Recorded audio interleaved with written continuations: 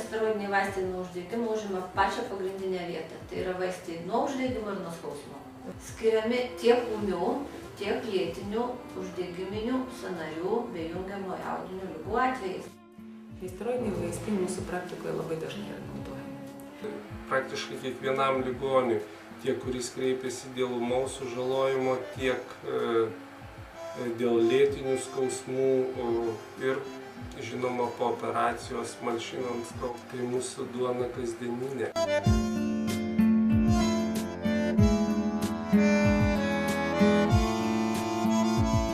Svarbiausias tai yra geras nuskausminantis efektas, mažai pašalinių reiškinių ir laiko, kurį jie veikia, trukmė. Nesteroidinis vaistas turi veikti greitai, efektyviai ir saugiai.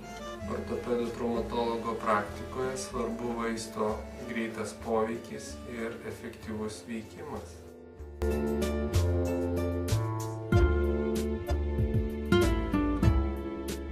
Ūminiam skausmui malšinti mums svarbu greitas poveikis. Vaistas veikiantis greitai duoda teigiamus rezultatus ir pacientas lieka patenkintas, kas mums svarbu. Gydant tokias įsisenėjusias ligas kaip osteoartritas labai svarbu vaisto saugumas. Lėtinio skausmo malšinimui visuomet renkamės vaistus, kurie turi kuo mažiau pašalinių reiškinių.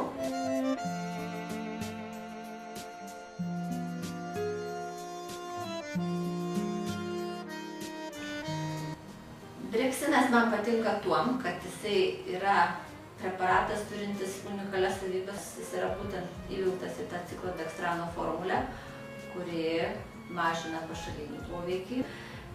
Greita rezorbcija yra, jis neužsilaiko skrandyje, tokiu būdu skrandžių dirginimo nėra.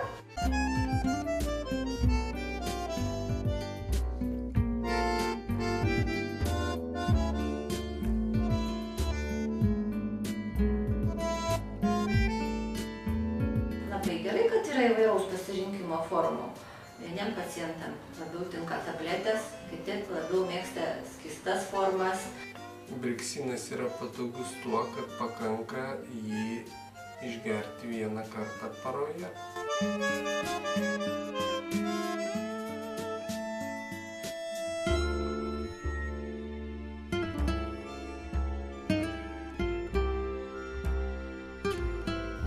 Labai svarbus ir vaisto priešuždegiminis poveikis, ypač slopinant uždegiminius procesus sinovijoje po, pavyzdžiui, peties ar kelio sąnario operacijų.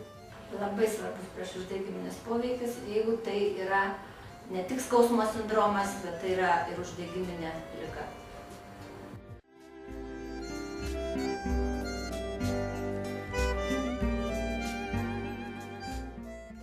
Jau porą metų skiriu Brexiną savo pacientams.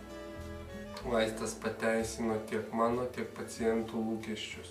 Geras gydytojas privalo skirti gerą vaistą.